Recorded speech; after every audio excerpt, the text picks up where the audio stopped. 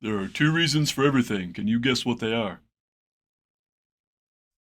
All right, welcome to today's quick talk. I don't even remember where I got this from. I don't remember if I got it from a book or if I heard it in a talk, but I heard some time ago that there are two reasons for everything, and that is there's a real reason and then there's a reason that sounds good. Now, you might be asking yourself why a strength and conditioning coach is talking about this. There's several reasons. It doesn't all just apply to strength and conditioning. One reason is when we're dealing with clients, communication is a massive part of that. It doesn't matter if you're dealing with clients online, if you're dealing with clients in person, if you have a little group of clients, communication is extremely important. And as you interact with clients, you're going to be asking them questions, they're going to be explaining things to you. Understanding this principle is going to help with having clarity with the communication with your clients, because quite often when you ask a question, the reason you're going to get is one that sounds good but isn't necessarily the actual reason. Now, that doesn't mean the reason that sounds good is a lie or not true. There probably is truth in it, and that's why it passes. But sometimes we need to ask more questions because sometimes people are embarrassed. Sometimes they just don't want to admit things. Sometimes people have not asked themselves enough questions and they don't realize that what they're saying isn't the actual reason for whatever it is. Another reason why this is important is because we do this to ourselves. So if you're watching this video, there's a good chance you're a reasonably introspective person. You think about things, you're trying to figure some things out.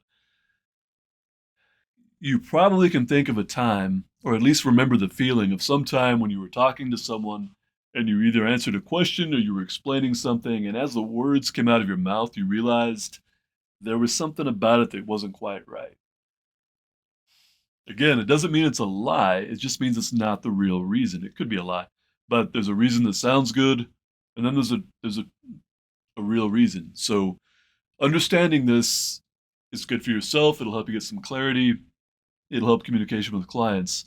Another reason I'm bringing this up is because I'm on the back end of things. I'm getting my thoughts organized for what I'm going to do with talking about self defense on this channel. And communication is a massive part of that. So, understanding what people really mean, and there's a lot that goes into that. But I want to keep this brief for today. Just understand that principle. There are two reasons for everything. There's a real reason, there's a reason that sounds good. When you get an answer from a client or an excuse from a client or from an employee, for that matter, this applies there too. If it if it doesn't sound quite right, or if you think there's more to it, just keep asking questions. Don't pressure them. Be polite, be patient.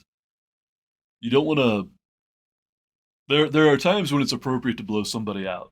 And that's we'll probably get more into that later.